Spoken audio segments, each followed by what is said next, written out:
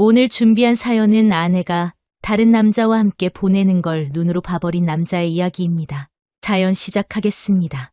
너무나 참담합니다. 사람이 살다 보면 좋은 일이 있으면 나쁜 일도 있고 그런 걸 겪다 보면 나이가 들어간다고 하던데 그게 맞는 말일까요? 아직 인생을 안다고 하기에는 너무나도 어린 35살 남자입니다. 저에게는 평생 함께할 아내가 있었고 그녀를 위해 최선을 다해 살았어요. 하지만 내가 알고 있던 아내가 아닌 전혀 다른 아내의 모습을 보고야 말았습니다. 차라리 이건 꿈이라고 눈을 뜨면 아내가 웃으면서 나만을 사랑한다고 말해주었으면 좋겠어요. 아내를 처음 만난 날은 3년 전 어느 토요일 날 오후 장사를 준비하며 청소를 하고 있을 때 딸랑거리는 문소리를 내며 아내가 들어왔어요. 그때가 제 나이 25살 때였습니다. 장사를 하기에는 아주 많이 어린 나이였죠. 어린 시절 저희 집 가정환경은 최악에 가까울 정도로 돈이면 돈, 폭력이면 폭력이 난무했어요. 여기서 탈출하는 방법은 나 자신 말고는 없다라는 걸 느끼고 나서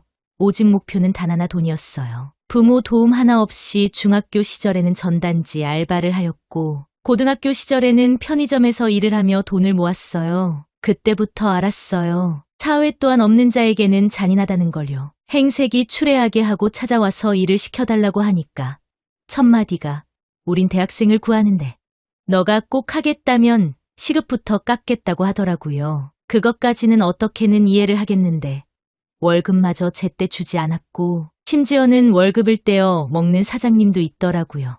한 달에 30만 원 벌 때도 있었고 많이 벌 때는 80만 원을 벌 때도 있어서 고등학교를 졸업할 때쯤 통장에는 2천만 원이라는 큰 돈이 모여 있었어요. 그리고 나서는 군대를 가는 대신 방위산업체로 가서 돈을 모았고 가게를 오픈할 때는 모자란 금액은 대출을 해서 시작했어요. 손님 어쩌죠? 지금 브레이크 타임이라 4시 30분부터 시작하는데요. 저기요, 사장님. 손님이 아니라 알바 면접 보러 왔어요. 그러시구나. 잘 오셨어요. 여기 마저 치우고 갈 테니깐 저기에 잠깐 앉아 계실래요? 가게를 오픈하고 처음 구했던 알바가 말도 안 되는 핑계로 그만두고 급하게 알바를 구하고 있었거든요. 반가운 마음에 하던 청소를 얼른 마치고 그녀가 앉아있는 테이블로 갔어요. 혹시 알바하신 경험은 있으세요?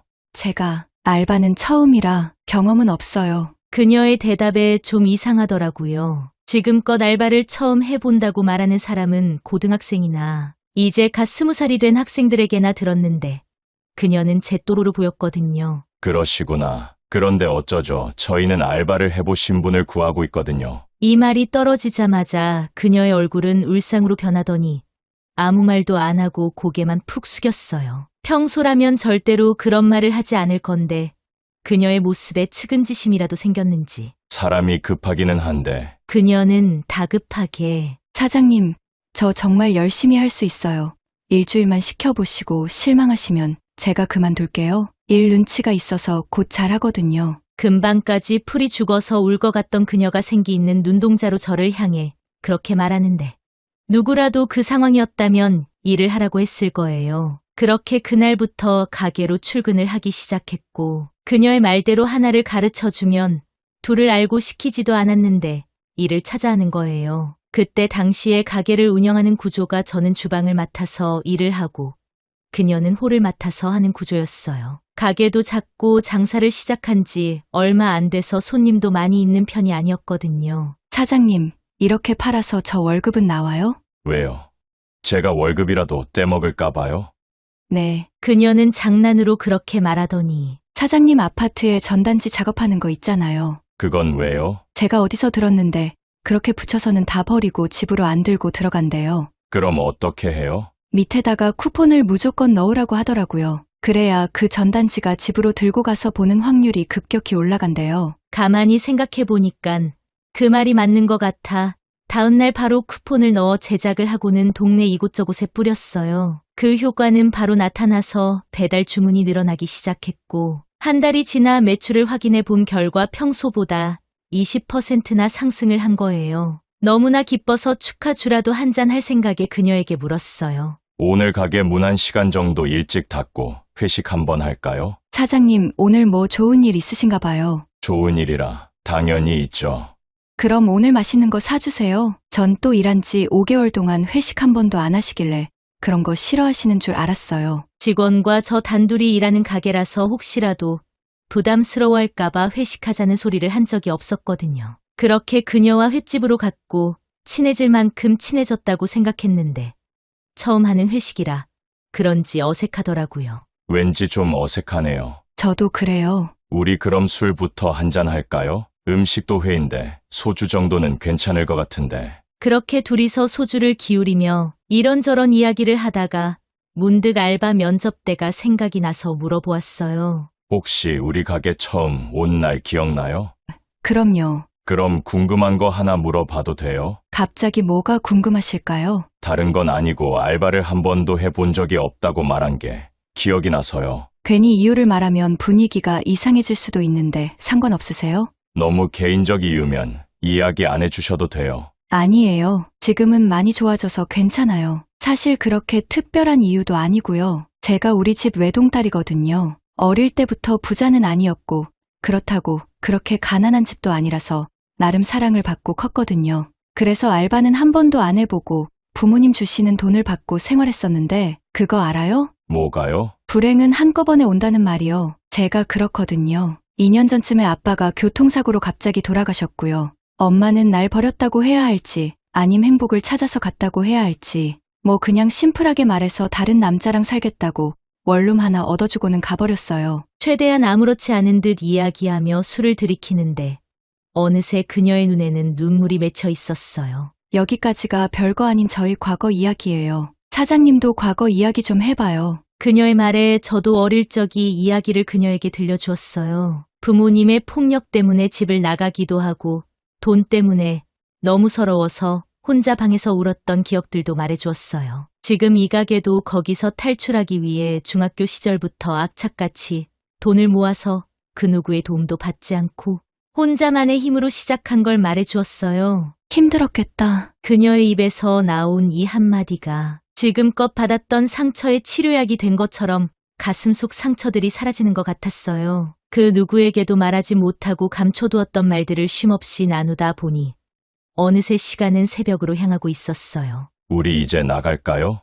네. 비틀거리며 길거리로 나온 우리 둘은 약속이나 한 것처럼 손을 잡고는 길을 걸었어요. 그날따라 하늘에 떠있는 커다란 달이 우리 둘을 비추며 축복해주는 듯이 보였어요. 술 기운 때문이었을까요? 세상을 다 가진 것 같고 지금껏 힘들었던 이유가 그녀를 만나기 위해서였다는 기분이 들었어요. 오늘 나랑 같이 있을까요? 그녀는 대답 대신 저의 입술을 가져갔어요. 그 이후 내가 살고 있는 집으로 가서 사랑을 나누었고 다음 날부터 직원과 사장이 아닌 남자친구와 여자친구 사이가 되었어요. 그 당시에 둘 다 월세로 살고 있어서 한 푼이라도 아끼자는 생각에 동거를 하기 시작했고 1년쯤 같이 살다가 결혼식은 올리지 못하고 혼인신고만 했어요. 구청에서 혼인신고를 하고 나오는 길에 그녀의 손을 잡고는 말했어요. 결혼식은 지금 올리지는 못하지만 나중에 정말로 성대한 결혼식을 올려주겠다고 약속했어요. 그녀와의 약속을 지키기 위해 정말 밤잠 안 자고 일을 하였고 노력 때문인지 가게 매출은 계속 늘어갔어요. 어느 순간부터는 더 이상 둘이서 감당이 안 될 지경까지 되었고요. 자기야, 사람 한 명 더 뽑아야 되는 거 아니야? 그래야지 주방이랑 홀 왔다 갔다 할 사람 한 명 있으면 좋겠는데. 그럼 내가 한 명 추천해도 돼? 누구 아는 사람 있어? 평소 아내는 친구나 지인 이야기를 한 적이 없어서 좀 의아해서 물었어요. 있지. 그런데 남자라도 괜찮아? 남자라는 소리에 꺼림칙해서 누구냐고 물어보았어요. 예전부터 나랑 친했던 친구인데 신세도 많이 졌었고 암튼 얼마 전에 길에서 우연히 만났거든. 그래서? 걔가 얼마 전에 회사 다니다가 그만두고 알바를 찾고 있다고 했거든. 자기만 괜찮으면 여기서 일해보라고 하려고. 걔가 나 어려울 때 신경 엄청 많이 써줘서 나도 보답도 하고 싶고. 주방이랑 홀을 왔다 갔다 해야 해서 남자 알바를 생각하고 있었지만 왜인지 아내랑 친한 남자란 말에 마음이 내키지 않았어요. 저의 그런 기분을 눈치를 챈 건지 아내는 자기가 신세진 걸 강조하며 말해서 어쩔 수 없이 알았다고 했는데 그게 화근이 될 줄은 몰랐네요.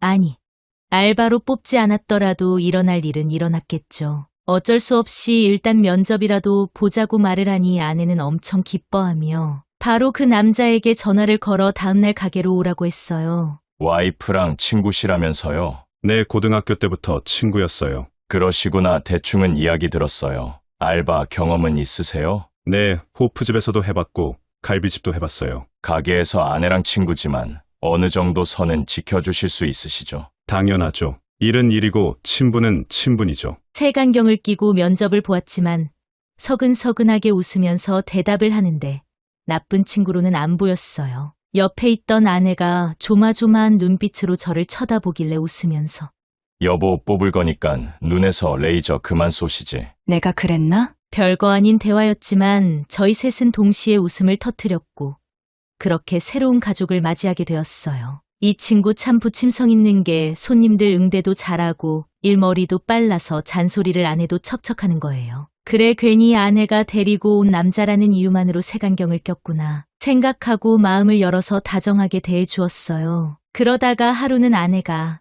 여보 며칠 있으면 해도 바뀌는데 우리 막년회 한번 하자. 그래, 그거야 어려운 건 아닌데. 여보, 친구가 좋아할까? 그건 걱정하지 마. 내가 슬쩍 물어봤는데 친구도 자기랑 술 한번 먹고 싶어 하더라. 그럼 다음 주 월요일 날 하자. 월요일이 주중에 손님이 제일 적은 날이라 가게를 빨리 닫기도 좋아서 그날로 막년의 날짜로 잡았어요. 자, 건배. 올 한 해 고생 많았어. 사장님도 고생하셨어요. 야, 밖에 나오면 형님이라고 불러. 사장님 소리 좀 빼고. 네, 다음번 회식 자리부터 그렇게 할게요. 아직 입에 붙지 않아서요. 그래, 오늘 한 잔 쭉 해. 한 해를 마무리하는 자리로 하는 거라 지금껏 고생한 이야기와 진상 손님 등을 이야기하면서 분위기는 무르익어갔고 1차가 거의 끝나갈 때쯤 아내가 노래방으로 가자고 했어요. 3명이서 춤도 추고 노래도 부르며 신나게 노니 어느덧 시간은 새벽 1시쯤 되었어요. 이제 그만하고 집으로 갈까? 이 정도면 막년의 기분은 낸 것 같아 제가 아내랑 직원에게 말했어요. 그런데 아내가 자기야, 우리 집에 가서 다 같이 술 한 잔 더 먹자. 이러는 거예요. 아내 친구는 눈만 멀뚱멀뚱하게 뜨고는 저를 바라만 보고 있고 자기야, 우리 집에 가서 딱 한 잔만 더 먹자. 아내의 2번의 물음에 직원 보고 집에 가라고 하기도. 그래서 다 같이 집으로 갔어요. 집에 도착해 분위기를 이어가자며 술을 먹기 시작했고 냉장고에 있는 술을 모두 먹는 지경까지 가게 되었어요. 정작 집으로 초대한 아내는 소주 2병쯤 먹었을 때 취해서 안 되겠다 말하고는 방으로 들어가 버렸고 저는 남아서 직원이랑 술을 계속 마셨어요. 둘이서 주거니 받거니 하면서 먹다가 결국 2번째로 술에 취해 쓰러지는 사람은 저였고요. 술에 만취하기 전 남아있는 기억은 내가 직원에게 택시 할증 끝나는 시간까지 있어도 되고 자고 가도 된다고 말한 뒤에 거실 소파에 누워 잠들었다는 거예요. 얼마간의 시간이 지났을까요? 뭔가 삐그덕삐그덕 거리는 소리가 계속 나는 것 같아서 머리가 깨질 것 같은데도 눈이 떠지는 거예요. 눈을 떴지만 두통이 너무 심해서 일어나지는 않고 주위를 둘러보는데 술병이랑 먹다 남은 안주는 굴러다니고 남자 직원은 안 보이더라고요. 귀를 시끄럽게 하던 삐그덕 거리는 소리도 안 들리길래 내가 잘못 들었나 생각을 하고 있을 때 누군가가 나타났어요. 아내가 잠들어 있는 방에서 티셔츠랑 팬티만 입은 채 직원 녀석이 나오는데 한 손에는 마구 구겨진 휴지가 한 웅큼이 들려져 있었어요. 문이 반쯤 열린 화장실로 가더니 변기에 휴지를 버리고는 옷을 주섬주섬 입고 집을 바로 나가는 거예요. 이해가 안 되는 상황이 너무 순식간에 지나가서 아무런 생각을 하지 못하고 멍하니 누워있다가 이건 뭔가 잘못된 것 같아 몸을 얼른 일으키고는 아내에게 가보았어요. 아내는 원피스형 잠옷을 평소 입고 자는데 흐트러진 모습을 하고 있었지만 뭔가를 한 것 같은 모습으로는 보이지 않았어요. 남의 집에서 그것도 아내가 잠들어 있는 방을 나오면서 한 손 가득 휴지라니. 휴지가 왜 구겨져 있었지? 휴지가 왜 한 손 가득이나 있었을까? 아내가 허락한 건가? 그리고 내가 들었던 삐그덕 소리의 정체는 뭐일까? 아내의 몸부림으로 우연히 난 침대 소리일까? 꼬리에 꼬리를 무는 생각에 뜬 눈으로 밤을 지새웠어요. 오전 10시쯤 되니 아내가 일어나 거실로 나오더군요. 자기야, 잘 잤어? 아내는 아무 일도 없다는 듯이 건네는 인사의 마음이 한결 놓이더라고요. 어제 얼마나 마셨던지 새벽에 일어나서 잠을 한숨도 못 잤어. 라고 대답을 한 후 아내를 은근슬쩍 떠보았어요. 혹시 어젯밤에 이상한 소리 안 났어?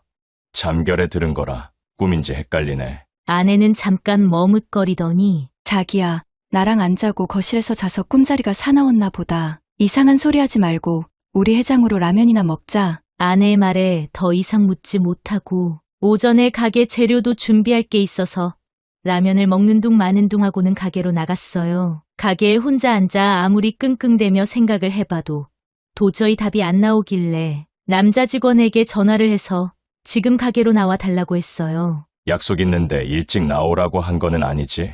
아니에요. 사장님, 오늘 단체 예약이라도 잡혀 있는 건가요? 저는 커피를 타와서는 할 말이 있으니 잠깐 테이블에 앉아보라고 했어요. 그래. 새벽에 집에는 잘 들어갔고? 내 집에 도착하니깐 아침 6시던데요. 응, 잘 들어갔으니 다행이네. 그건 그렇고 지금 내가 묻는 말의 사실대로만 말해줄 수 있을까? 남자 직원은 잔뜩 긴장된 얼굴로 바뀌더니 대답 대신 머리를 끄덕였어요. 오해는 하지 말고 우리 집에서 잘 때 와이프 방에는 왜 들어간 거야? 다른 말도 생각이 나지 않아서 그냥 단도직입적으로 물어보았어요. 남자 직원은 갑자기 얼굴이 굳더니 30초 정도 대답도 안 하고는 얼굴을 푹 숙이는 거예요. 그 모습에 가슴이 철렁 내려앉고 주먹이 쥐어졌어요. 사장님 혹시 거실에서 주무실 때 제가 방에 들어간 거 물어보는 거예요? 그래, 그때 내가 잠깐 깨서 보고 있었어. 사장님 지금 이상한 오해 하시는 것 같은데 절대 그런 거 아니에요. 그럼 왜 들어간 거야? 일어나서 집에 가려는데 휴대폰을 아무리 찾아도 없는 거예요. 그래서 사장님 옆도 찾아봤다가 결례인 거 알지만 너무 급해서 방에도 들어가서 찾아봤어요. 그럼 휴지는 뭐야? 휴지요? 무슨 휴지요? 아, 휴지요. 직원은 놀랬는지 휴지라는 말을 계속 되풀이하면서 말했어요. 그래, 휴지. 그건 왜 손에 있었는 거야? 또다시 한 30초 정도를 대답 못하고 있다가 기억이 났다는 듯이 말했어요. 에휴, 사장님 난 또 뭐라고요? 어제 술을 많이 마셨는지 빨리 기억이 안 나서 당황했어요. 어떻게 된 거냐면요. 휴대폰을 찾으러 방으로 가다가 물병을 못 보고 발로 차버린 거예요. 물이 거실이랑 방까지 쏟아져서 그거 닦는다고 휴지를 갖다 쓴 거예요. 온몸의 신경세포는 거짓말이라고 하고 있는데 완벽하게 본 게 아니라 더 이상 묻지 못하고 알겠다고 말하고는 아내에게는 내가 물었던 부분은 비밀로 해달라고 했어요. 숙취 때문에 몸도 피곤했지만 머리가 너무 아파서 그날 하루는 어떻게 장사를 했는지 기억조차 나지 않아요. 그렇게 일주일쯤 지났을까. 이제는 아내와 직원의 행동 하나하나가 의심되기 시작했어요. 주방에서 일을 하다가 둘이 대화를 하는 장면만 보아도 분노가 올라오고 심지어 브레이크 타임에 밥을 먹는 입만 봐도 둘이서 뭔가를 했는 건 아닐까라는 상상까지 하는 지경에 이르렀어요. 개미 지옥 같은 의심의 소용돌이는 하루하루가 더욱 심하게 저를 덮쳐왔고 이렇게는 하루도 살 수 없다는 생각까지 하게 되었어요. 휴날 아내에게는 친구랑 약속이 있다고 말하고 음성까지 같이 녹음되는 초소형 카메라를 홀이랑 주방에 달아놓았어요. 카메라를 달면서 제발 나 혼자 망상으로 끝내게 해달라고 빌고 또 빌었네요. 다음 날부터 아내랑 같이 다니던 재료 구입도 일부러 혼자 갔다 온다고 말하고 둘이 있을 시간을 계속 만들어 주었어요. 그렇게 일주일이 지났고 가게 휴무날 아내에게 일이 있다고 말하고 나가서 그동안 찍혔던 영상들을 일일이 확인을 해보았어요. 제발 아니기를 빌었던 저의 바램은 와장창 무너져 내렸고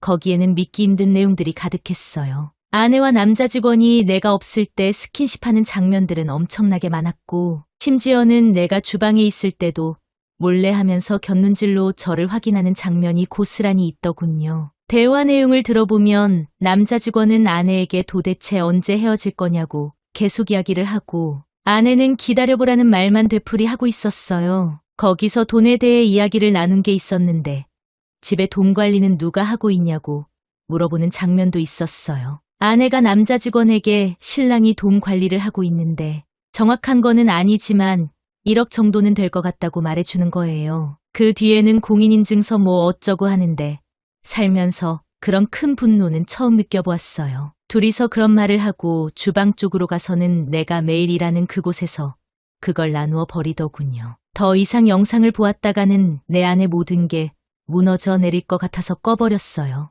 머리가 갑자기 멍해지다가 나도 모르게 눈에서는 눈물이 쏟아지기 시작했어요. 어린 아이가 된 것처럼 엉엉 울어버렸고 한참을 그렇게 울고 나니 마음이 조금은 진정이 되었어요. 심호흡을 크게 한 번 하고 휴대폰을 꺼내서는 직원이랑 아내에게 전화를 걸어서 지금 당장 가게로 오라고 소리치고는 끊어버렸어요. 둘이 같이 있었는 건지 아님 앞에서 만난 건지는 모르지만 둘이 동시에 가게에 들어왔어요. 남자 직원이 가게로 들어오자마자 따귀를 한 대 올렸고 무슨 일이냐면서 아내는 남자 직원을 보호하려는 듯이 앞을 막아서더니 진정하라고 하는 거예요. 그 모습에 눈이 돌아가서는 너희 둘이 어떻게 그럴 수 있냐고 울부짖었어요. 둘이 동시에 오해라고 이야기하면서 다 설명할 수 있다는 말을 하더군요. 그럼 이것도 설명해보라고 말하며 영상을 틀었어요. 아내도 바보 같은 게 남자 직원은 영상을 보자마자 뭐에 놀란 사람처럼 갑자기 뒤돌아서는 도망을 가버리는 거예요. 자신이 한 일도 책임지지 못하는 저런 남자의 어떤 모습이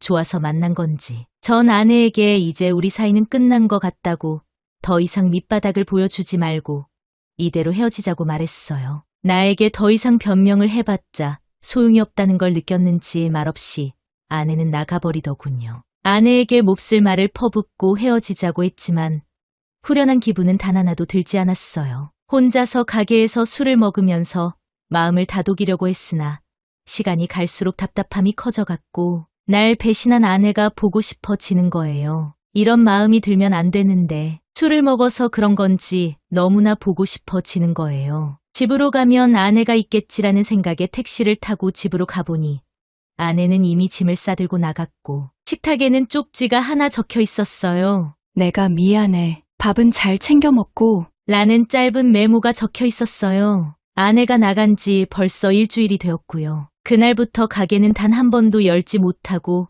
매일 집에서 술만 먹고 있어요. 아내는 전화 한 통이 온 적이 없었고 술이 취해 내가 전화를 걸면 넘겨버리네요. 내가 뭘 잘못한 건지도 모르겠고 왜 이런 일이 나한테 일어난 건지도 도대체 알 수가 없네요. 시간이 해결해 줄까요? 친구들은 헤어지는 게 맞다고 한번 엎질러진 물은 주워 담을 수 없다 말하며 얼른 서류 작업하고 새로운 인연을 만나라고 하네요. 그렇게 하는 게 맞겠죠. 정답은 알고 있는데 쉽지는 않네요. 앞으로 아내랑 제가 어떻게 될지는 모르겠지만 가슴 아프고 머리가 아픈 이 상황이 빨리 지나갔으면 좋겠어요. 여기까지가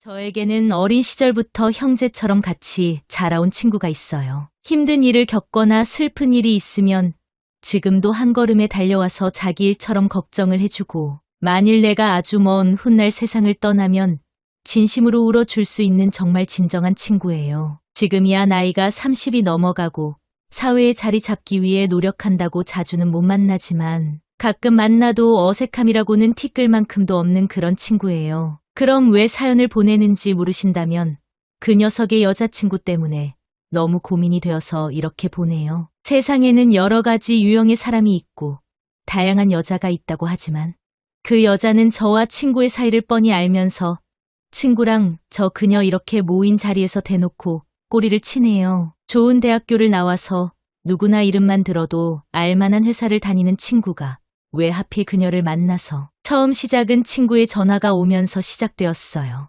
여보세요? 뭐하냐 바빠? 지금 결제 서류 만든다고 정신없다. 그냥 심심해서 전화를 한 거면 나중에 내가 전화할게. 그날따라 업무가 많아서 정신이 없었거든요. 잠깐만 금요일날 뭐하냐? 금요일. 아마 집에서 혼맥할 것 같은데 왜 한잔하게? 금요일날 얼굴 한번 보자. 보여줄 사람도 있고. 사람도 종류가 있잖아. 여자야 남자야. 자식아 남자면 내가 이렇게 물어보겠어. 나 여자친구 생겼다. 여자친구 생겼다는 말에 깜짝 놀라서 일하는 것도 멈추고 통화를 하였네요. 뭐 CX야 언제 생긴 거야? 지난번 썸 타고 있다던 그분이야? 응, 어찌하다 보니 사귀게 되었어. 그래도 내가 너한테는 소개시켜주고 만나야 될 것 같아서. 어디로 가면 되는데? 지난번 둘이서 먹었던 참치집 기억나? 너희 집 근처에 갔던 곳. 거기 7시에 괜찮지?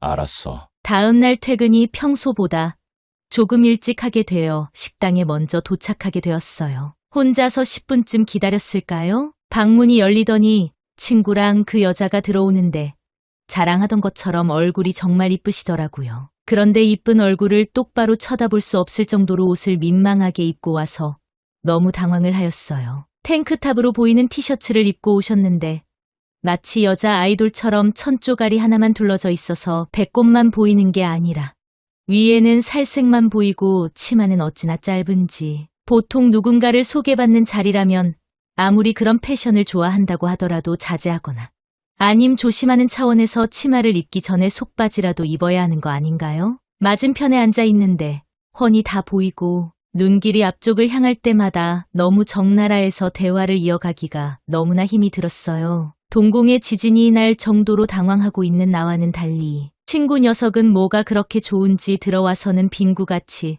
실실 웃기만 하더군요. 민망한 기색을 감추려고 급하게 소맥을 말아서는 오늘 만난 날을 기념하자며 건배했어요. 뭐 그 이후에는 적응이 되어서 언제 사귄 거냐, 누가 먼저 좋아했냐, 뭐 이런 걸 물어보다가 친구 길을 살려주고 싶어서 그녀에게 말했어요. 이 친구가 회사에서 얼마나 인정을 받는지 아세요? 한 번은 프로젝트를 잘 끝냈다고 회사에서 해외여행도 막 보내주고 다른 회사에서 스카웃 제안도 받았다니까요. 어머, 그래요? 그렇지만 연봉이 1억도 안 되던데요. 제가 아는 오빠는 비슷한 곳에 일하는데 1억이 훨씬 넘는데. 그 말에 순간적으로 인상관리가 안 되었어요. 친구는 현재 프로그래밍 쪽에서 일하고 있고 연봉도 8천이 넘게 받고 있는데 그거 보고 작다고 말하니까 괜히 기분이 이상해지더라고요. 그래도 다시 친구를 띄워주려고. 재수씨, 그런 소리 하지 마세요. 저보다도 연봉이 2천이나 많은걸요. 제가 이렇게 말해도 시큰둥한 반응을 보이길래 대화 주제를 바꿔서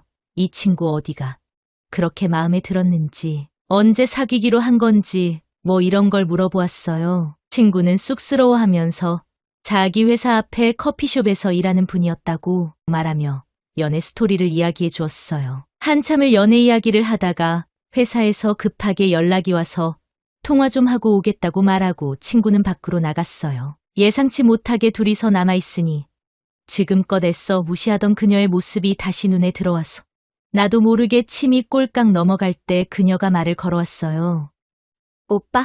오빠는 여자친구 없어요? 아쉽지만 없네요. 친구가 이야기 안 하던가요? 현재 2년째 솔로로 외롭게 지내는 중이에요. 정말요? 아깝다. 내가 일찍 알았다면 오빠 여자친구를 내가 해줄 텐데. 아이쿠, 영광입니다. 그래도 저보다 훨씬 잘난 남자를 옆에 두고 계신데요. 뭘 정 아까우시면 주위에 좋으신 분 있으면 소개 좀 시켜주세요. 하하. 괜시리 멋쩍어서 부끄러워하고 있는데 갑자기 그 여자는 저한테 얼굴을 바짝 다가오더니 오빠 정말 궁금해서 그러는데요. 뭐가요? 오빠 정말로 강남에 건물이 있어요? 지금 살고 있는 집도 강남이고 상가에서 월세도 나온다고 하던데요. 친구에게 저에 대해서 뭔가를 들었는지 그렇게 묻길래 부모님이 작은 상가는 가지고 있어요. 건물이라고 말하기도 애매한 작은 상가예요. 월세는 부모님 노후 자금이라서 저한테 10,000원 한 장 돌아오는 것도 없고요. 그렇게 대답을 하고 있는데 갑자기 다리에 뭔가가 자꾸 부딪히는 느낌이 나는 거예요. 여기서 참치집 구조를 잠깐 설명드리자면 방의 테이블은 다리 쪽이 푹 파져 있는 좌식형으로 몸을 옆으로 조금 빼면 아래쪽이 훤히 보이는 구조였어요. 뭐가 그렇게 치는지 보려고 몸을 조금 틀어서는 밑을 쳐다보았다가 너무나 놀라고 말았어요. 그 여자의 한쪽 다리가 저를 계속 건들다가 쓰다듬는 거예요. 나도 모르게 10초 정도를 아무 생각 없이 계속 쳐다보았어요. 그러다가 문득 아차하는 생각이 들어서 얼른 눈을 위쪽으로 돌리고는 그 여자 눈치를 살폈어요. 여기서 웃긴 게 그 여자는 엷은 미소를 보이면서 눈길을 돌리는 저를 재미있다는 듯이 쳐다보고 있는 거예요. 이게 뭐지? 이 여자는 나한테 왜 이러지? 막 이렇게 생각을 하는 중에 친구가 전화를 끝내고 돌아왔어요. 죄 지은 것도 없는데 전 괜히 헛기침을 하면서 친구를 맞이했고 이 여자는 얼른 자세를 고쳐잡더니 아무 일 없었다는 듯이 행동하는 거예요. 그러면서 다시 친구 옆에 찰싹 달라붙어서는 애교를 부리기 시작했어요. 그래, 상황이 절묘하게 나와서 나 혼자 착각을 했구나. 이상한 여자가 아닐 거야 라고 생각을 하면서 애써 부정을 했어요. 그 다음부터는 어떤 대화를 했는지 잘 기억이 안 날 정도로 머릿속이 복잡했고요. 그나마 다행인 점은 그녀가 그런 행동을 되풀이 하지 않았다는 거예요. 헌팅이나 나이트 이런 곳에서 만난 여자였으면 동물의 왕국이라 생각하고 그런 상황 자체를 즐겼겠지만 왜인지 기분이 찝찝하고 불쾌한 기분이 사라지지 않아서 소주를 3병쯤 먹었을 때 자리에서 일어나자고 했어요. 가게를 나와서 친구가 아쉽다면서 2차를 가자는 거. 오늘은 컨디션도 안 좋고 나도 눈치가 있는데 둘이서 좋은 시간 보내라고 하고는 헤어졌어요. 집에 도착해서는 기분이 좀 그렇고 술도 애매하게 먹은 것 같아 혼자서 라면에 소주를 먹고 있는데 친구에게서 전화가 왔어요. 여보세요? 집에 잘 들어갔어? 나 신경 쓰지 말고 데이트하지 전화는 왜 하냐? 지금 헤어지고 집에 가는 중이야. 오늘 본 내 여자친구 소감은 어때? 괜찮아 보이지? 응, 그냥 둘이 좋아 보이더라. 너한테 제일 먼저 소개시켜주고 싶었어. 자식 재수 씨가 그렇게 좋아. 이왕 사귀는 거 좋은 사랑해라. 마음 같아서는 이상한 여자인 것 같다고 말하고 싶었지만 만일에 하나라도 혼자서 오해한 거면 잘 사귀고 있는 친구에게 죄를 뿌리는 거라는 생각에 아무런 말도 하지 못했어요. 그러다가 이달쯤 지났을 때였을까요? 친구가 정말 안 좋은 목소리로 전화가 와서는 술을 한잔 하자는 거예요. 전화를 끊자마자 올게 왔구나. 분명히 그 여자가 바람을 피웠구나 라는 생각이 들었어요. 서둘러 준비해서 만나기로 한 장소로 가보니 친구의 얼굴은 죽상이 되어서는 한숨만 푹푹 쉬면서 술만 먹길래 조심스럽게 물어보았어요. 왜 무슨 일 있어?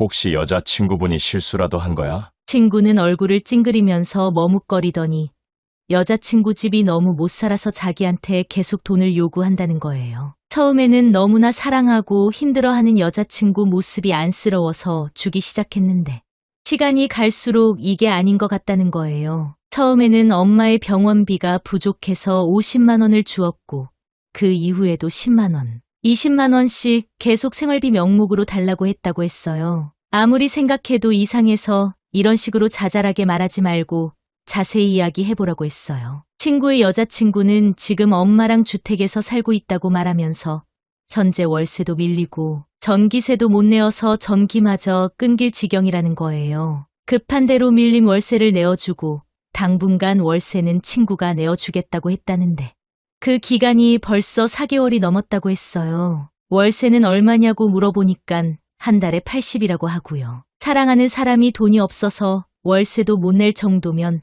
도와줄 수 있다는 생각을 하면서 듣고 있다가 여자친구는 왜 일을 안 하는지 의문이 드는 거예요. 재수 씨는 일 안 하고 왜 노는 건데? 라고 물어보았고 친구는 어처구니 없는 말들을 했어요. 아니 글쎄 이 여자가 대학교를 졸업한 지 벌써 5년째인데 취업이 안 된다는 핑계 하나로 계속 놀고 있다는 거예요. 취업이 안 되면 일반적인 상식을 가지고 있는 사람이라면 알바라도 해야 하는 게 정상 아닌가요? 졸업한 학교도 서울도 아닌 어디서 들어보지도 못한 지방에 있는 대학교를 나와놓고 꼴에 4년제 나왔다는 자존심에 중소기업은 죽어도 못 들어간다고 말했다는 거예요. 속으로 천불이 나는 걸 겨우 참아가면서 여자친구에 대해 듣고 있는데 당장이라도 그런 여자는 뻥 차버리고 좋은 사람 만나라고 하고 싶었어요. 하지만 친구가 너무 힘들어하고 있어서 차마 헤어지라는 말을 못하고 가만히 듣기만 했어요. 더 나아가서 그 여자는 당당하게 친구한테 매번 돈 이야기를 못하겠다고 그냥 알아서 매달 200만 원을 넣어달라고 했다는 거예요. 무슨 자선 사업가도 아니고 이건 아무리 생각해도 말이 안 되는 것 같아서 다시 생각해보라고. 너 정도 능력이면 이런 여자보다 훨씬 좋은 여자를 만날 수 있다고 설득을 했어요. 그럼 뭐 하겠습니까? 이미 푹 빠져버려서는 포기가 안 된다고. 지금 더 힘든 점은 여자친구가 전화도 안 받고 있다는 거예요. 매달 줄지 결정되면 연락하고 아님 이제 그만 헤어지자고 이야기했다는데 이거 무슨 막장 드라마도 아니고 너무 화가 나고 답답해서 잘 되었다. 그냥 이대로 헤어지라고 했거든요. 얼마나 그 여자에게 꼽혔던지 아무 말도 못하고 눈물만 흘리는 거예요. 여자 때문에 건실한 남자가 한순간에 이렇게 바보가 될 수가 있구나 생각하면서 소주를 연거푸 마시고는 여자친구 전화번호를 부르라고 했어요. 친구는 저를 말리며 번호를 알려줘도 아마 안 받을 거라고 말하길래 모른다고.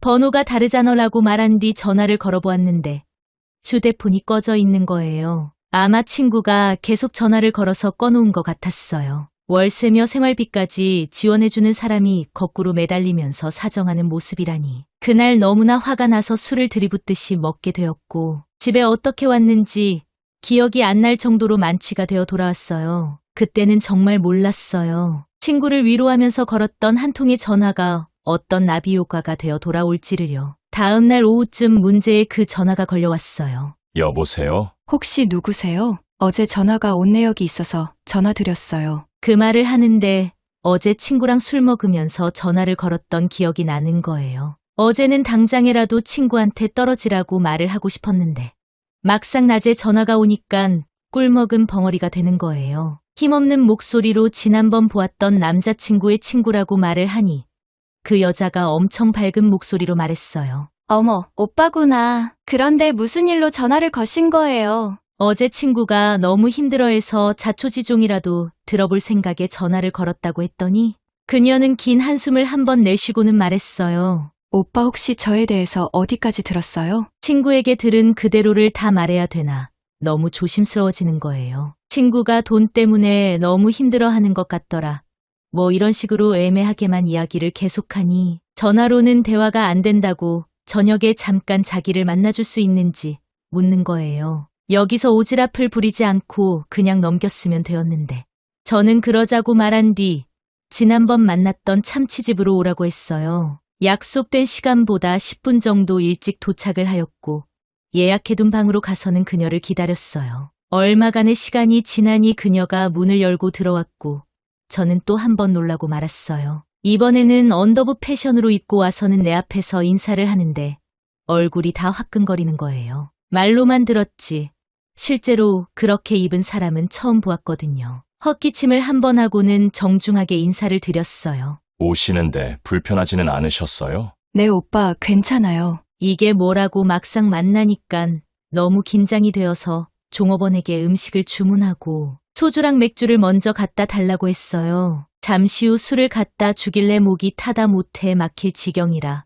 얼른 말아서 한 잔 쭉 들이켰네요. 한 잔으로는 부족해서 소맥을 몇 잔 더 말아 먹고 나니 긴장이 풀려서 그제야 말을 꺼낼 수 있었어요. 제가 이런 말 꺼내는 거 자체가 주제가 넘을 수 있지만 말을 해도 될까요? 네, 오빠 괜찮아요. 혹시 집이 많이 어려우세요? 집 월세랑 관리비를 못 내서 친구가 대신 내어주고 있다고 하던데 맞나요? 네, 그런데 월세를 내주게 된 과정도 들으셨나요? 네, 들었어요. 전기도 끊기려고 하는 거 친구가 막아줬다고 하던데요. 또 어떻게 이야기했나요? 뭔가 따지듯이 대답하는 게 분위기가 이상하게 흘러갔어요. 저 지금 거지처럼 남자친구한테 동량을 받아서 살아가는 여자가 된 거 맞죠? 아니, 그런 말은 아니고요. 뭐가 아니에요. 그녀의 얼굴은 붉게 변하더니 화를 내면서 자기 입장을 이야기했어요. 월세를 밀린 건 사실이고 그것 때문에 생활자금 대출을 받으려고 알아보는 중에 오빠가 자기가 줄 테니 걱정하지 말라고 부탁도 안 했는데 내어주었다며 이런 식으로 말하고 다닐 줄은 생각도 못했다는 거예요. 분한 듯이 씩씩거리면서 술을 연거푸 먹는데 저도 죄송하다고 말하며 오해한 부분이 있는 것 같다고 그녀를 따라 술을 마셨어요. 그때부터 자신의 신세를 한탄하며 술을 물 먹듯이 먹기 시작했고 저 또한 그녀를 따라 주량 이상의 술을 먹기 시작했어요. 소주를 둘이서 5병쯤 먹었을 때 갑자기 그녀가 펑펑 울면서 대성통곡을 하는 거예요. 친구의 여자친구를 안아주며 달래줄 수는 없는 요량이라 그냥 휴지만 건네주었어요. 휴지를 건네받은 그녀는 눈물을 훔치더니 글라스에 소주를 가득 부어서 먹으려고 하는 거예요. 깜짝 놀래서 얼른 술잔을 뺏고는 그만 먹으라고 했거든요. 그런데 다른 글라스 잔에 술을 가득 붓더니 자기를 믿어준다면 같이 먹어달라는 거예요. 이거 먹으면 완전히 갈 것 같다는 생각이 들었지만 울면서 그렇게 말하는데 어쩔 수 없어서 원샷을 하고 말았네요. 술잔이 비워지고 30분쯤 지났을 거예요. 어디까지 먹었는지 언제까지 먹었는지 기억이 하나도 나지 않은 채 저는 그만 잠들어 버렸어요. 시간이 얼마나 지났을까요? 이상한 느낌이 드는 거예요. 너무나 이상해서 떠지지 않는 눈을 억지로 뜨고는 주위를 살펴보는데 참치집이 아닌 그녀를 만나러 올 때 주차해둔 차에 와 있는 거예요. 그리고 중앙에는 그녀의 뒤통수가 보이고 지금 무슨 일이 일어나고 있는지 알 수 있었어요. 너무나 놀라서 그녀를 밀치고는 어떻게 된 일이냐고 미친 거 아니냐고 소리 질렀어요. 저의 이런 모습에 의아해하면서 그녀는 말도 안 되는 소리를 하는 거예요. 오빠 갑자기 왜 그래요? 우리 만나기로 한 거 아니에요? 머리를 쥐어짜내도 기억이 나지 않아서 혹시나 내가 그렇게 말했다면 죄송하다고 말했거든요. 그러자 그녀는 오빠, 누가 사귀자고 했나요? 매달 지원만 해주면 이런 관계도 괜찮아요. 하면서 다시 제 쪽으로 가까이 오려고 하길래 말도 안 되는 소리를 그만하라고 못 들은 걸로 할 테니 차에서 내려 집으로 가 달라고 했어요. 그 말에 그녀는 얼굴이 180도로 변하였고 지금 일어난 일을 친구가 알아도 상관없냐고 막 뭐라 하는 거예요. 그러면서 오빠가 자기와 사귀어 달라 했다고 말하겠다는 거예요. 그녀의 어이없는 행동에 소름이 쫙 돋는데 여기서 약하게 나가면 더 상황이 악화될 것 같아서 마음대로 하라고 내가 잘못한 부분은 없다고 말했어요. 더 이상 말해봤자 소용이 없다고 느꼈는지 그녀는 씩씩거리면서 차문을 쾅 닫고 내리더니 어두운 골목길로 사라졌어요. 혼자 차에 앉아 있는데 술이 다 깨고 필름이 끊긴 부분을 기억 못해 내면 나중에 그녀가 어떻게 나올 줄 몰라서 한참을 집중했지만 어디 기억이 나나요? 1시간을 어떻게 하지 고민하면서 차에 있는데 블랙박스가 머리를 스쳐 지나가는 거예요. 얼른 영상을 재생해 보니 그 여자가 우겨 넣듯이 저를 차에 눕혔고 저는 이미 만취가 되어서 아무런 말도 안 하고 있는 모습이 고스란히 찍혀 있었어요. 정신이 차리고 나서부터는 조금 전 상황이 진행된 거고요. 친구한테 먼저 말을 꺼내면 우리 사이가 그녀 때문에 금이 가버릴 것 같고 그렇다고 말을 안 하자니 어떤 소리를 듣고 와서 저에게 말을 할지 몰라 겁이 나네요. 저에게는 정말 소중한 친구거든요. 블랙박스를 보여준다고 해도 어쨌거나 여자친구가 그런 행동을 한 걸 볼 테고 저에 대해서도 안 좋은 감정이 생길 것 같고요. 정말 갑자기 나타난 그녀 때문에 너무나 스트레스입니다. 저는 어떻게 해야 될까요? 제일 마음이 가는 방법은 일단 가만히 있자인데 정말 머리가 아파오네요. 여기까지가 남편이 남겨놓은 걸 하나하나 정리하다가 처음 보는 상자가 있어 열어보았어요. 하지만 그 상자는 절대 열면 안 되는 판도라의 상자였단 걸 그때는 왜 몰랐을까요? 여보, 나한테 어떻게 이럴 수가 있어? 지금까지 나에게 했던 그 행동들은 전부 가짜였단 말이야? 이런 X 같은... 오늘의 사연 시작하겠습니다. 저에게는 너무나 다정다감하고 이 세상 전부를 줄 것 같던 헌신적인 남편이 있었어요. 남편과의 처음 만남은 25살이던 시절 태양이 뜨겁게 내리쬐던 여름이었어요. 지방에서만 계속 살다가 대학교를 졸업하고 운이 좋은 건지 부모님을 잘 만난 건지는 알 수는 없지만 친척 찬스를 사용할 수 있는 기회가 온 거예요. 일자리는 다름 아닌 작은아버지가 운영하는 회사로 격리 사원이 갑자기 그만두는 바람에 사람이 급하기도 하였고 내가 일자리를 구하고 있는 사실도 알고 계셔서 집안 사람이 격리를 보는 게 좋을 것 같다는 거예요. 혹여나 서울에 살 집이 방해가 된다면 자신의 집으로 오라는 말까지 해주었어요. 집에 방도 여유가 있고 작은 엄마가 밥도 잘 챙겨줄 거라고 회사만 잘 다니면 된다고 하는 거예요. 그럴까라고 생각을 잠시 하다가 왜인지 너무 불편할 것 같아서 일은 하겠지만 같이 사는 건 좀 그렇다고 정중히 거절하고는 자그마한 전셋집을 알아보았어요. 사회 초년생이라 수중에 모은 돈은 고작 200만 원. 지방을 벗어나 서울에서 꼭 한번 살아보고 싶다고 부모님께 이야기를 드리니 아빠가 문제점을 단번에 해결해 주었어요. 다음 날 바로 1억 5천만 원이 들어있는 통장을 주시는 거예요. 그날 서울로 갈 수 있다는 생각에 설레었던 기억이 아직 뇌리에 많이 남아있어요. 꿈에 부풀어서 서울로 가는 기차에 몸을 싣고는 작은아버지. 회사 근처 부동산으로 가서 집을 알아보고 계약도 할 수 있었어요. 성인이 되고 처음으로 하는 계약이라 계약을 하자마자 얼른 전화를 드렸네요. 아빠, 뭐해? 지금 일하고 있지. 집은 어떻게 되었어? 응, 안 그래도. 그것 때문에 아빠한테 전화했어. 집도 깨끗하고 돈도 부족하지 않게 잘 구했어. 으휴, 여기서 좋은 남자 만나서 아빠랑 가깝게 살면 얼마나 좋아. 서울까지 올라가서는 걱정하게 만들고 그래. 딸이 혼자 서울 올라가서 일하는 게 너무나 걱정이 되어서 입버릇처럼 가까이서 살면 좋을 건데 라는 말을 자주 했거든요. 오죽했으면 옆에 있던 엄마가 전화기를 빼들더니 여보, 또 그 소리 하는 거야? 아빠 잔소리 신경 쓰지 말고 바쁜 일 끝나면 서울로 갈 테니까 그렇게 알고 있어. 동네가 어디라고? 주소는 엄마한테 문자 넣어놓고 아빠가 말은 저렇게 해도 너 불편할까봐 이것저것 사라고 아침에 은행 문 열리자마자 돈 붙여놓았어. 엄마 아빠 갈 때까지 밥 잘 챙겨 먹고. 순간 밥 잘 챙겨 먹으라는 말 때문에 눈물이 핑 도는 거예요. 나오려는 눈물을 간신히 참고는 응, 알았어. 라고 대답한 후 전화를 끊으려고 하는데 아빠가 다시 전화를 건네받았어요. 계약서 확인은 꼼꼼히 잘한 거 맞지? 응. 집에 설정된 것도 하나도 없던데. 그럼 월요일 날 아침에 다른 거 하지 말고 동사무소 가서 전입하고 확정일자 받는 거 알지? 아이고, 우리 아빠 걱정도 팔자네요. 안 그래도 그러려고 했어요. 다 하고 연락할게요.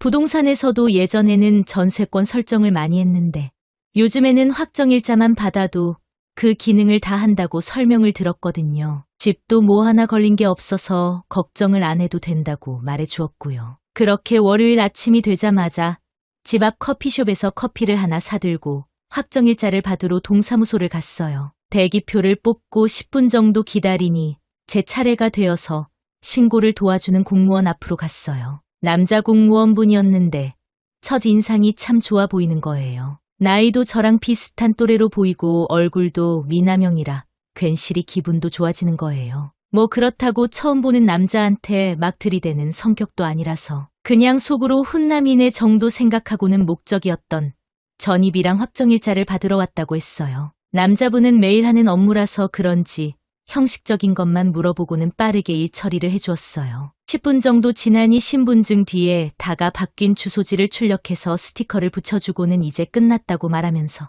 서류도 같이 건네줬어요. 받고는 일어서려고 하는데 순간 실수로 오면서 사온 커피를 앉아있는 남자 공무원분한테 전부 쏟은 거예요. 순식간에 일어난 일이라 피할 타이밍도 없이 남자분 남방이랑 바지가 커피에 젖어서 엉망이 되어 버린 거예요. 너무 당황해서 연신 죄송하다고 고개를 숙이고 사과를 드리니 남자분은 화가 날 법도 한데 도리어 저를 챙겨주시면서 괜찮다고 평소에 자기도 성격이 덤벙되어서 이런 경우가 생기기도 한다면서 되려 저를 안심시켜주는 거예요. 그래도 너무 미안해서 세탁비를 드리겠다고 하니까 여분의 옷도 차에 있다고 괜찮다고 하는 거예요. 사과를 하면서 주위를 둘러보니 이목이 너무 집중이 되어서 도망치듯이 인사를 하고는 나오게 되었네요. 처음 해보는 격리 업무와 혼자 서울 생활하는 게 너무 힘들어서 까맣게 잊고 살다가 저녁에 머리도 식힐 겸 산책을 하는데 앞쪽에 어디서 많이 본 듯한 남자가 걸어가는 거예요. 머리가 나빠서 그런지 바로는 생각이 안 나고 누구였지. 혼자 막 고민을 하는데 순간적으로 뇌리에 스쳐 지나가는 거예요. 아, 커피. 왜였을까요? 평소 성격이었으면 아는 척도 못하고 죄송했던 마음 때문에라도 슬그머니 도망을 갔을 건데 그날은 뭐에 이끌린 듯이 그 남자에게 다가가서는 저기요. 누구세요? 저 기억 안 나세요? 네, 어머, 정말 기억이 안 나시나요? 저 진상 민원인요. 혹시 커피? 네, 그날 확 엎어버린 진상이요. 그날은 정말 죄송했어요. 언제적 일인데 괜찮아요. 지금 어디 가시는 길인가 봐요? 아니요. 머리도 식힐 겸 산책 중이었어요. 스트레스를 많이 받는 일이 있나 보네요. 전 이제야 퇴근하는데. 혹시 지금 약속 있으세요? 네, 지난번에 실수한 거 사과도 드릴 겸 커피 한 잔 괜찮으신가 해서요. 그럼 그럴까요? 어떻게 보면 단순한 인연으로 만나서 대화를 나누는 자리였지만 저희 둘은 마치 오랫동안 알고 지낸 사이처럼 많은 대화를 나눌 수 있었어요. 정말 처음이었어요. 같이 있는 것만 해도 기분이 좋아지고 헤어지는 게 너무 아쉬워서 없는 말까지 꺼내가면서 이 순간을 놓치기 싫은 사람이요. 어느덧 시간은 밤 10시가 지나가고 그 남자도 저랑 같은 생각이었는지 혹시 와인 좋아하세요? 와인요? 어떻게 먹는지 잘 모르는데 경험은 하고 싶어요. 그럼 제가 가는 와인바가 있는데 거기로 2차 가실래요? 그 남자의 권유에 속으로는 엄청 기뻤어요. 정말 그날은 그렇게 헤어지기 싫었거든요. 와인바에 도착해서 그 남자는 평소 자신이 좋아하는 와인이라며 술을 주문하고는 먹는 방법이랑 안주는 종류에 따라 변화를 주면 좋다고 말하며 이것저것 알려주면서 같이 술을 즐겼어요. 와인은 처음이라서 그런지 취기가 금방 올라와서는 나도 모르게 그 남자에게 머리를 기대었어요. 어깨에 기대어 있는 저를 지그시 쳐다보더니 그의 입술이 천천히 다가와서는 입맞춤을 해주었어요. 너무나 설레는 마음에 어찌할 바를 몰라서 그 남자에게 귓속말로 속삭이게 되었어요. 우리 나가요.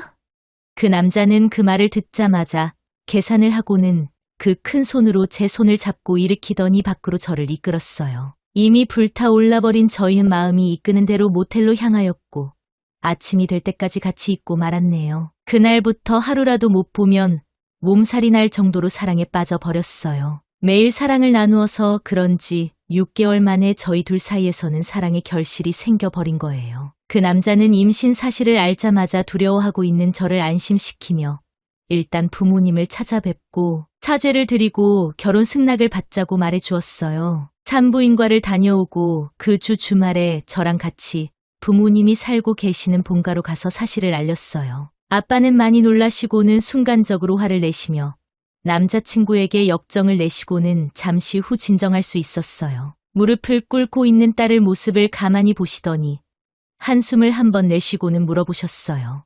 딸아, 아빠의 허락은 중요한 게 아니야. 난 너만 행복하면 되는 거야. 후회가 없다면 아빠는 괜찮단다. 아빠의 한마디 한마디가 저를 얼마나 사랑하는지 알 수 있어서 너무나 눈물이 나왔어요. 부모님이 허락하시고 난 다음부터는 일사천리로 진행되었어요. 양가 부모님들은 배가 불러오기 전에 결혼식을 올리는 게 좋을 것 같다고 의견을 모으시고는 2달 후에 축복을 받으면서 저희는 부부가 되었어요. 정말이지 행복했어요. 그의 너무나 이쁜 아들이 태어났고 신랑은 어찌나 저한테 잘해주는지. 낮에 마트 가서 장이라도 보려고 하면 전화가 와서는 자기 퇴근하면 같이 가자고 이야기해 주었고요. 애가 태어나고 낮과 밤이 바뀐 생활을 하면서 힘들어하는 모습을 보일 때마다 연차나 반차까지 써가면서 밀린 잠 좀 자라고 자기가 애 보고 있으면 된다고 해주었어요. 그렇다고 남편이 평일에 애를 안 봐주는 것도 아니에요. 새벽에 아기가 배고프다고 울음을 터뜨리면 제일 먼저 일어나서 분유를 태워주던 남자였어요. 처가 부모님한테도 어찌나 잘하는지 1년에 한두 번은 국내나 해외여행을 저랑 부모님을 같이 보내주기도 했어요. 결혼한 지 15년이 될 동안 정말 내가 이런 행복을 느껴도 될까 싶을 정도로 행복한 삶을 보내었네요. 하지만 불행은 한순간에 찾아온다고. 하루는 남편이 친구들이랑 술을 먹고 오겠다고 하는 거예요. 결혼 전에는 친구들이랑 시간도 많이 보내고 술자리도 많이 하던 남편이었지만 결혼을 하고는 가정에 충실했던 사람이라 술값까지 쥐어주며 시간을 보내고 오라고 했어요. 8시쯤 나간 남편은 중간중간 연락도 해오면서 술안주로 이걸 먹었는데 맛있더라. 지금 2차 가는 중. 뭐 이렇게 계속 문자를 보내길래 나 그만 신경 쓰고 재밌게 놀고 오라고 했네요. 남편이 들어오기 전에 잠들어 있으면 혹시나 섭섭해할까봐 휴대폰으로 인터넷을 하고 그것도 재미가 없어서 거실에 앉아 TV를 보고 있는데 휴대폰이 울렸어요. 당연히 남편이라고 생각하고는 살짝 투정이라도 부려볼까 마음먹으면서 휴대폰을 손으로 가져왔어요. 근데 이게 웬걸 전화가 온 사람은 남편 친구였어요. 여보세요? 좀 의아해하면서 전화를 받았지만 전혀 예상하지 못한 말들이 친구의 입에서 흘러나왔어요. 친구들끼리 술을 먹다가 남편이 편의점에 숙취 해소제를 사오겠다고 비틀거리면서 길을 건너다가 달려오는 차를 피하지 못하고 사고가 나 버렸다는 거예요. 그리고 이어서 나오는 말은 구급차가 도착해서 병원으로 이송되어 왔는데 남편이 숨을 안 쉰다고 하는 거예요. 마른 하늘의 날벼락도 아니고 이 상황이 도저히 이해가 되지 않는 거예요. 순간적으로 몸에서 힘이 쭉 빠져버리고 더 이상 버티지 못하고 그만 주저앉고 말았어요. 겨우 정신을 챙기고는 병원이 어디냐고 거짓말하지 말고 남편 바꾸라면서 울부짖었네요. 소리에 놀라서 아들도 방에서 뛰쳐나오고 주저앉아 있는 저에게 와서는 무슨 일이냐고 묻는 거예요. 아들이 충격을 받을 수도 있다는 생각에 엄마 지금 급하게 갈 곳이 있다 하고는 병원으로 향했네요. 병원에 도착해보니 이미 남편은 세상을 떠나 있었어요. 남편만 의지하면서 인생을 살아왔었고 앞으로도 당연히 그렇게만 살 줄 알았던 저의 인생은 하루아침에 무너져 내렸어요. 한 사람의 인생이 얼마나 허무한 게 분명 전날까지도 웃으며 같이 있었던 남편이 지금은 장례식장에 누워 있다는 거예요. 그렇게 장례는 시작되었고 너무나 많은 지인들이 남편의 마지막 가는 길을 배웅해 주었어요. 발인 날 남편에게 마지막 인사를 하고 셋이 아닌 둘이 되어 집으로 돌아오게 되었네요. 남편을 보내고 집으로 돌아와서 문을 여는데 매번 따뜻하게만 느껴졌던 집이 차디찬 얼음집처럼 변해 있었어요. 그날은 마치 몸살이 온 것처럼 쓰러지듯이 누워서는 잠들었네요. 며칠 동안은 아무것도 하지 못하고 멍하니 보내었고 일주일쯤 지나니 아들이 먼저 다가와 방에 있는 저에게 말해주었어요. 아들은 저에게 다가와서 손을 꼭 잡으며 엄마, 이제는 아빠를 보내주자. 엄마한테는 나도 있고 걱정해주시는 할머니, 할아버지도 있으니까 힘내서 이겨보자. 그렇게 말하고 꼭 안아주는데 그날 아들 품에 안겨서 펑펑 울었네요. 다음 날 용기를 내어서 남편 물품들을 조금씩 정리하기 시작했어요. 물품들을 보는데 지난날 같이 보냈던 추억들이 머릿속을 스쳐 지나가기 시작했어요. 나도 모르게 흐르는 눈물을 훔치며 하나하나 버릴 것들을 상자에 담기 시작했어요. 어느 정도 남편의 물품들을 정리를 끝내고 방을 나가려다가 책장 위에 놓여있는 상자 하나가 눈에 들어오는 거예요. 그때는 전혀 예상하지 못했네요.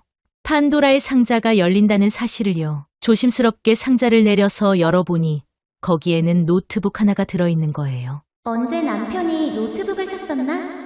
나랑은 같이 가서 산 기억이 없는데 이게 왜 있지? 뭐 이런 생각을 하면서 전원을 눌러보았어요. 깨끗한 바탕 화면에 뭐 특별한 거는 안 보이고 잠시 이것저것 만져보니 노트북 속도도 나쁘지 않고 아들한테 주면 좋을 것 같다는 생각이 드는 거예요. 아들한테 주려면 남편이 남긴 파일이나 업무에 썼던 것들이 있으면 지우려는 생각에 폴더들 여기저기 들어가는데 이상한 폴더명들이 있는 거예요. 사람의 이름을 적어 놓은 폴더가 2개가 있었고 그 안에는 또 세분해서 폴더들이 나누어져 있는 거예요. 야외에서, 차에서, 여행지에서, 색다른 포즈, 놀이터에서 뭐 이런 식으로 나누어져 있었고 사람 이름이 적혀 있는 각 폴더마다 이렇게 나누어져 있었어요. 거기서 멈췄어야 했을까요? 이미 떠나버린 사람인데. 하지만 전 결국 판도라의 상자를 열어버리고 말았어요. 폴더 안에는 사진들과 영상들이 있었는데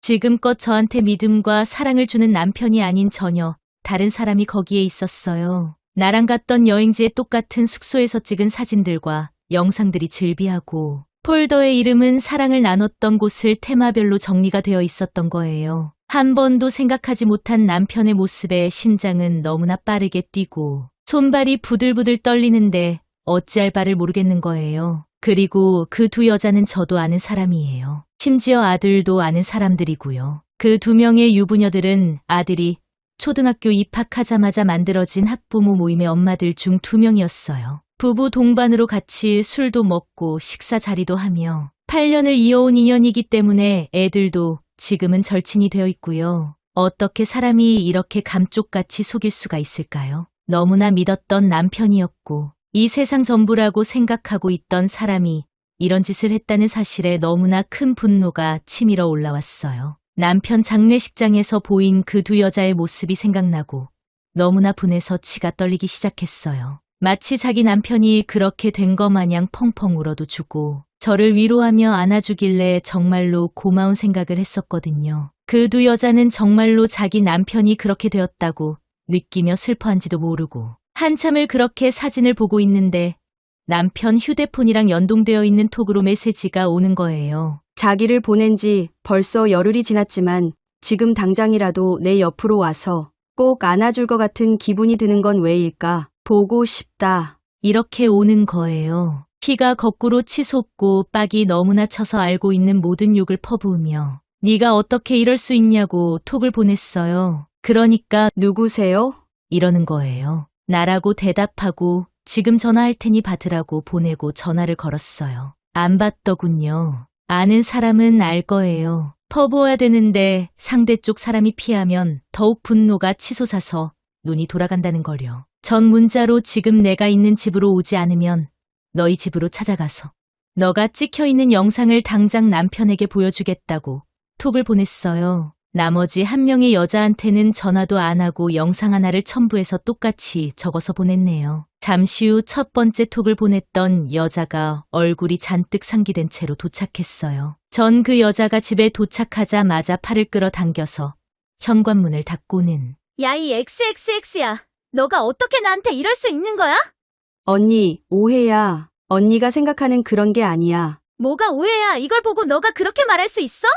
전 노트북을 꺼내어서 사진들과 영상을 보여주고는 남의 남자를 어떻게 건들 수 있냐고, 너가 사람이냐고 소리쳤어요. 그 여자는 진정을 좀 하고 자기 말을 들어보라고 하고는 그냥 친구였다고 서로 고민 상담을 해주면서 친하게 지내다가 둘이서 술을 한 잔 먹었는데 그만 실수를 하고 말았다고 하는 거예요. 그 일이 있고부터 언니 남편이 계속 만나 달라고 해서 어쩔 수 없이 만나고 있었다라고 하는 거예요. 언니한테는 미안하지만 이제 남편도 떠난 마당에 일 만들어서 서로 좋을 게 뭐가 있냐고 잊으라고 하는 거예요. 저는 얼척이 없어서 이게 실수냐고.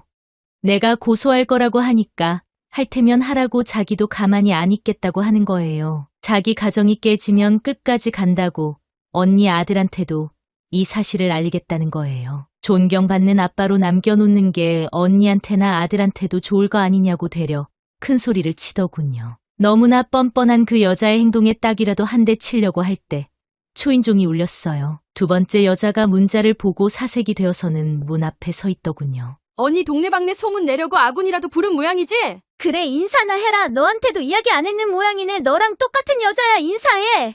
둘 다 눈을 동그랗게 뜨고는 사태를 파악하는데 웃기지도 않는 거예요. 세 명이 다 모이고 나서부터는 정말 막장도 이런 막장이 없을 정도의 장면들이 그려졌어요. 와이프는 전대 둘이서 언제부터 만나왔냐고 따지기도 하고 갑자기 둘이 눈빛을 주고 봤더니 노트북을 뺏으려 들지 않나. 사람이 막다른 골목에 들어가면 어떤 행동을 하는지 하나하나 다 보여주더군요. 그런 모습을 계속 보고 있자니 이게 뭐 하는 짓인가 싶고 모든 게 다 허무해지는 거예요. 부엌으로 가서 대야에 물을 담고는 두 여자를 향해 뿌리고 나서 둘 다 당장 이 집에서 나가라고 소리 질렀네요. 그렇게 여자들을 쫓아내고 그 이후에는 아무런 조치도 하지 않은 채 혼자 끙끙 앓고 있어요. 처음에는 둘 다 고소를 해서 양쪽 남편들에게도 알리려고 마음 먹었지만 내가 그렇게 행동을 하면 동네의 소문은 금방 나 버릴 거고 하나밖에 없는 아들도 그 사실을 알게 되겠죠. 상처받을 아들 생각을 하니 도저히 그렇게 하지는 못하겠고 지난날 살아온 저의 삶이 전부 부정당한 것 같아 너무나 힘이 듭니다. 어떻게 사람한테 이런 일이 생길 수가 있을까요? 정말이지. 상자를 열기 전 저로 돌아갔으면 합니다. 그냥 입을 다문 채 마음에 묻어두고 살아야 하는 거겠죠. 여기까지가 오늘 준비한 사연이었습니다. 여러분의 구독은 영상 제작에 많은 도움이 됩니다. 사연 많은 여자였습니다.